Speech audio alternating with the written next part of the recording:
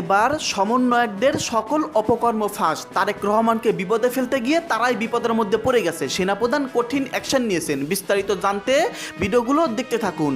এই নেতাদের বিরুদ্ধে অভিযোগ উঠেছে।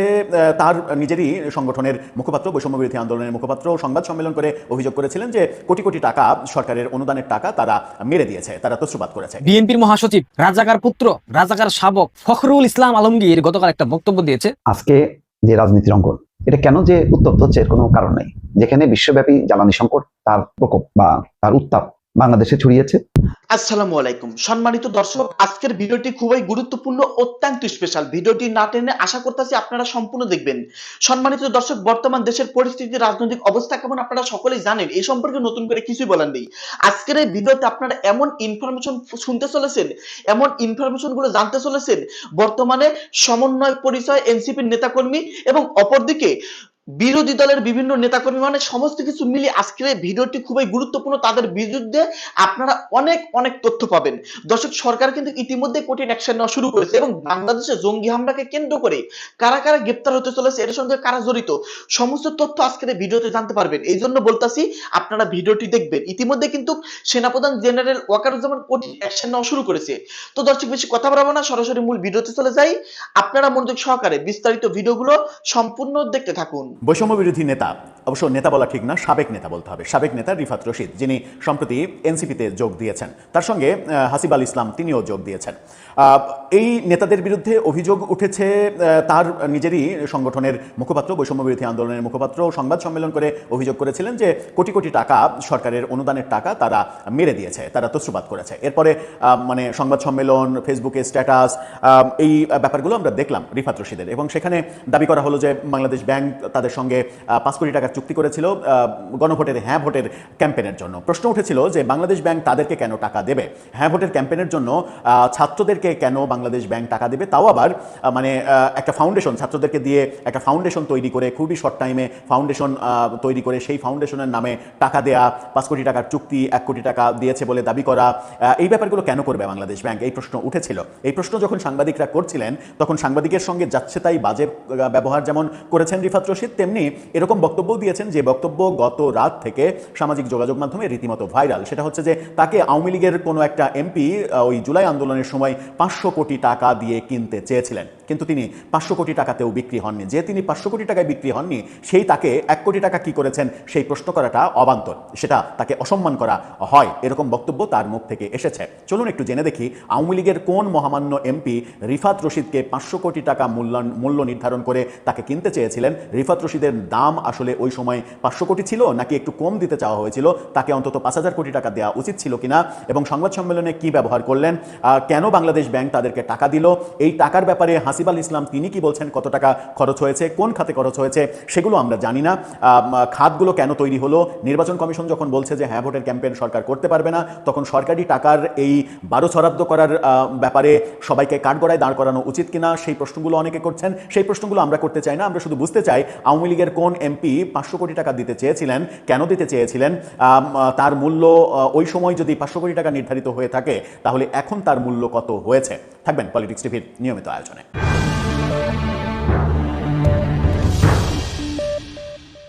দর্শক, বলছিলাম বৈষম্য বিরোধী সাবেক নেতা রিফাত রশিদ, তিনি এনসিপি নেতা হয়েছেন, তার বিরুদ্ধে এবং তাদের সংগঠনের বিরুদ্ধে অভিযোগ উঠেছে সরকারি টাকা, সরকারি অনুদানের টাকা মেরে দিয়েছেন। যে প্রেক্ষাপট আপনারা জানেন, ইন্ট্রোতেও একটু বললাম, সেই প্যাচাল আর পারতে চায় না। বাংলাদেশ ব্যাংক কেন টাকা দেবে, সেই প্রশ্নের সমাধান বাংলাদেশ ব্যাংক থেকেই আসতে হবে, এবং বাংলাদেশ ব্যাংকের সাবেক গভর্নর, যিনি ওই দায়িত্বে তখন ছিলেন, তাকে কাঠগড়ায় তুলে এই প্রশ্নটা করলেই সব কিছু বেরিয়ে আসবে যে নির্বাচন কমিশন নিষেধাজ্ঞা দেওয়া সত্ত্বেও আপনি কেন, কিভাবে এই টাকা খরচ করলেন হ্যাঁ ভোটের ক্যাম্পেইনের জন্য।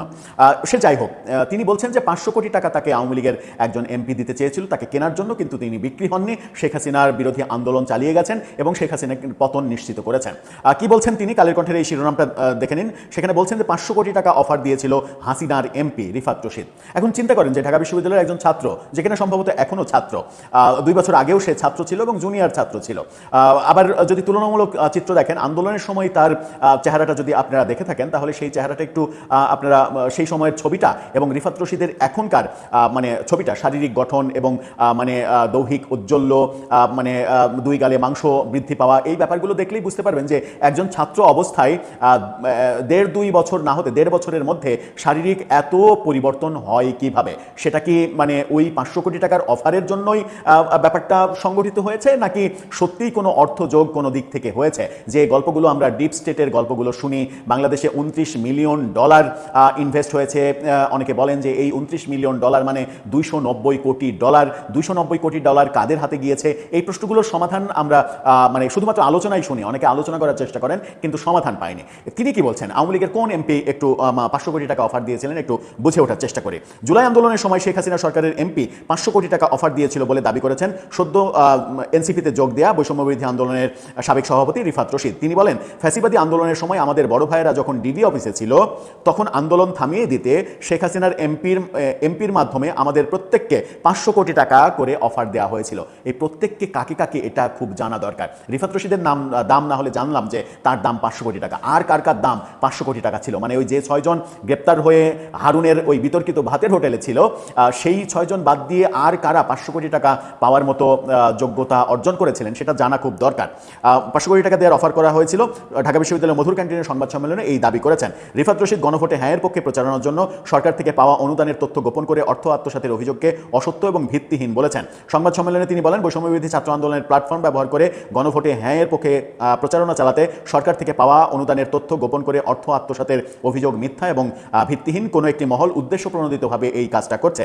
তিনি বলেন, বাংলাদেশ ব্যাংকের একটি অডিট ফার্মের মাধ্যমে ওই অর্থ খরচের বিষয়ে অডিট করা হয় এবং বাংলাদেশ ব্যাংক এটি গ্রহণ করে, তাই অসত্য অভিযোগ আনার বিষয়ে আইনি পদক্ষেপ নেওয়ার কথাও তিনি বলেন। অর্থাৎ যে মানে এই তথ্যটা ফাঁস করেছে তার বিরুদ্ধে এখন আইনি পদক্ষেপ নেবেন। আইনি পদক্ষেপ নিতেই পারেন, কারণ সেই ব্যক্তিকে বৈষম্যবিরোধী আন্দোলন থেকে সরিয়ে দেওয়া হয়েছে, এরকম খবরও আমরা শুনেছি। এর আগের মুখপাত্র উমামা ফাতেমা, তাকেও সরিয়ে দেওয়া হয়েছিল কিংবা তিনি সরিয়ে যেতে বাধ্য হয়েছিলেন এরকম প্রতিবাদের কারণে, ভেতরের অনেক দুর্নীতি প্রকাশ করে দেওয়ার কারণে তাকেও সরে যেতে হয়েছিল, আমরা দেখেছি। এই যে নিজেদের মাধ্যমে নিজেদের খবরগুলো ফাঁস হয়ে যাওয়া, সেগুলো একটা বড় ব্যাপার। এগুলো আমরা মানে একেবারে নিয়মিত দেখছি। এখন সেদিকে যেতে চাই না। যদি অভিযোগ মিথ্যা হয় তাহলে অবশ্যই যে মিথ্যা অভিযোগ করছে তার বিচার হওয়া উচিত। হাসিব আল ইসলাম তিনি বলছেন যে এই অর্থ থেকে 99,02,000 টাকা খরচ হয়েছে।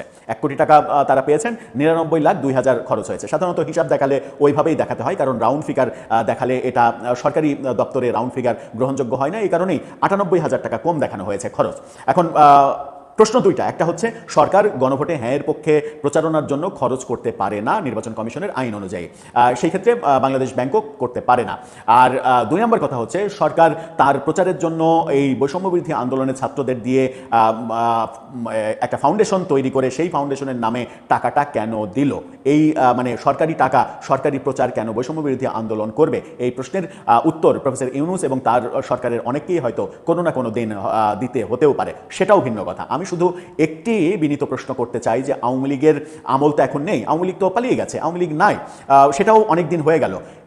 এখনও যদি সাহস করে শুধুমাত্র এভাবে না বলে আপনারা সাহস করে আওয়ামী লীগের কোন এমপি কাদের এই ব্যাপারগুলো ছিল এগুলো প্রকাশ না করেন, কোন এমপি আপনাকে অফার দিয়েছিল 500 কোটি টাকা আপনাকে সহ আপনাদের যারা আছেন সবাইকে 500 কোটি টাকা করে দেওয়া হবে, এগুলো প্রকাশ করে দেওয়া উচিত, একেবারে নাম সহ প্রকাশ করে দেওয়া উচিত। কোন নাম্বার থেকে ফোন দিয়েছিল সেই নাম্বারের অডিও ক্লিপ বের করা উচিত, কারণ প্রফেসর ইউনূসের আমলে তো বহু অডিও ক্লিপ আপনারা বের করেছেন। সেই অডিও ক্লিপ বিভিন্ন ফোন কোম্পানি থেকে বের করে সেগুলো প্রচার করে দেওয়া উচিত, যেন আমরা একেবারেই নির্ভুল তথ্য পাই, প্রমাণ পাই যে আওয়ামী লীগের এমপিরা এই জঘন্য কাজগুলো করেছেন। এবং আমরা এটাও বুঝতে চাই যে সত্যি সত্যি ওই সময় আপনার দাম 500 কোটি টাকা ছিল কিনা, নাকি এটা একটা নিজেকে রক্ষার ঢাল হিসেবে এটা একটা গল্প তৈরি করেছেন। যদি প্রমাণ সামনে হাজির করেন তাহলে আমরা বিশ্বাস করে আশ্বস্ত হতে চাই যে এরকম ঘটনা ঘটা সত্ত্বেও আপনারা প্রলোভনে পা দেননি। প্রলোভনে আপনারা পা দেননি এটা তো সত্য কথা, কিন্তু এই টাকার অফারের ব্যাপারটা আমরা একটু জানলে ভালো হয়। আবার অনেকে যে অভিযোগ করেন যে ওই যে বললাম $29 মিলিয়ন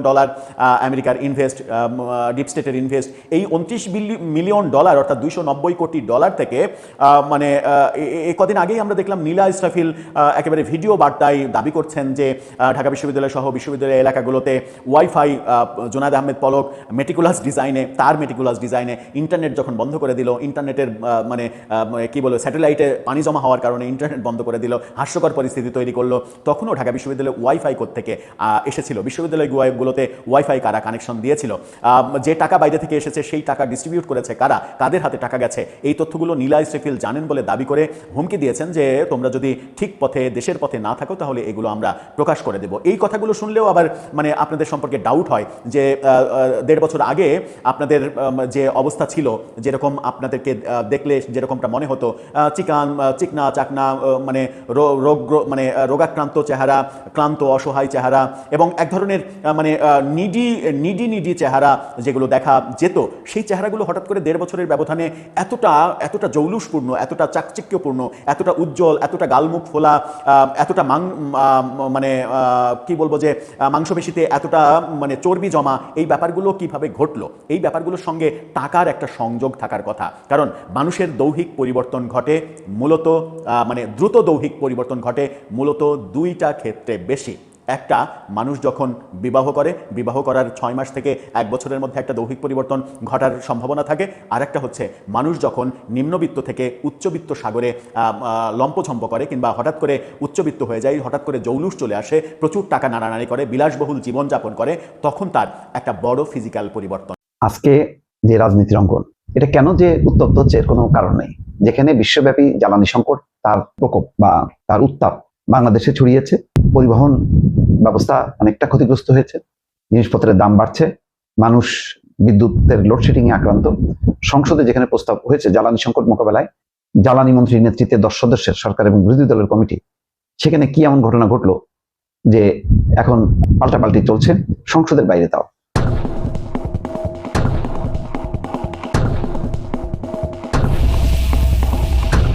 কথাগুলি দেখেন, মির্জা ফখরুল ইসলাম আলমগীর কি বলছেন জামাত ইসলামী কখনোই সুস্থ চিন্তা করে না। এটা বলছে কেন? বিরোধী পক্ষের কিছু বক্তব্য, তার মধ্যে জামাতের আমির বলছেন ফ্যাসিবাদের পথে আওয়ামী লীগ হতে পারবে না বিএনপি, মানে ফ্যাসিবাদের পথে আওয়ামী লীগ হতে পারবে না বিএনপি আওয়ামী লীগের মতো ফ্যাসিবাদী রাস্তা ধরা যদি চিন্তা করে সেটা ভুল হবে, এটা হলো তার বক্তব্য। আর নাহিদ ইসলাম বলছেন মাত্র 2 মাসে আর কোন সরকার এত অজনপ্রিয় হয়নি। তাই রে, এটা এই যে 2 মাসে এত অজনপ্রিয় হয়নি, এটা কি কোনো কিসের ভিত্তিতে বলছে? মানে একটা তো লাগবে যে অমুক একটা পরিসংখ্যান বলছে, তা ওনার মনে হলো তো এনসিপির যা মনে হবে সেটাই হবে, সবাইকে বিশ্বাস করতে হবে। মানে কোথায়, মানে সরকারি দল খুব অজনপ্রিয় হয়ে গেছে আর বিরোধী দল খুব জনপ্রিয় হয়েছে, এটার প্রমাণটা কি? কোনো প্রমাণ নেই। এগুলো হলো কথা বলে এক পক্ষ আর এক পক্ষকে উত্তেজিত করা। আমি বারবার বলছি। আর ফ্যাসিবাদী পথ, যেখানে সংসদের এই ধরনের কমিটি হয় জ্বালানি সংকট মোকাবেলায়, এবং তারেক রহমান আজকে দেখলাম একটা অনুষ্ঠানে বলছেন যে জুলাই সনদের প্রতিটি বিষয় তারা বাস্তবায়ন করবে। এখন কারণ এই জুলাই সনদে বিএনপি স্বাক্ষর করেছে, তার অনেকগুলি বিষয়ে তাদের আপত্তি আছে আর অনেকগুলিতে তার সম্মতি আছে। যেগুলি সম্মতি আছে আবার সেগুলি বিএনপির 31 দফার সাথে সামঞ্জস্যপূর্ণ। সুতরাং বিএনপি এখানে করবে না কেন? মানে বিএনপি যদি বলতো যে জুলাই সনদ মানি না, এটা প্রত্যাখ্যান, ওই 72-এর সংবিধানকে যেমন ছুড়ে ফেলো, পুড়ায় ফেলো, হ্যাঁ, বিএনপি কি বলছে যে জুলাই সনদ পুড়ায় ফেলো, মাটি চাপা দাও? তা তো বলেনি, কারণ তারা স্বাক্ষর করছে। আর সেই স্বাক্ষর মঞ্চে জাতীয় সংসদ ভবনে সেখানে তো এনসিপি আসে নাই, বরং যারা ওই সময় স্বাক্ষর অনুষ্ঠান বর্জন করছে তারা ইউনূস সরকার ক্ষমতা ছাড়ার আগে, 1 দিন আগে বা 2 দিন আগে তড়িঘড়ি করে যারা স্বাক্ষর করলো আলাদাভাবে, তারা বলতেছে যে জুলাই সনদের সাথে বেইমানি করছে আর অজনপ্রিয় হয়েছে। এটা কেমনে বুঝলো? এগুলি হলো মানে কথার কথা এবং উত্তেজনা ছড়ানো। আর ফ্যাসিবাদের পথ, কোন জায়গায় ফ্যাসিবাদের পথ? বিরোধী দল কি এখন সভা সমাবেশ করতে পারছে না, মুক্তভাবে চলাচল করতে পারছে না?